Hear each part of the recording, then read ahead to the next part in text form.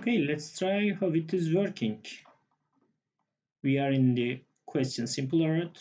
Hello world. Please write a simple hello world example with saying your full name and your country of origin. Let us go to our solution. Okay, I'm deleting the solute one. Let's say start with new question 01. Hello. Bye.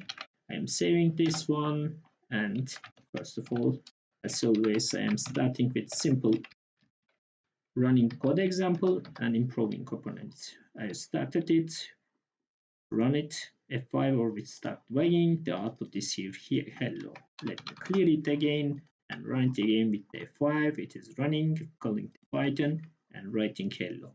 But our question said it's saying your full name and your country of origin, not hello. Therefore, I need to write tilde özgür and Turkey.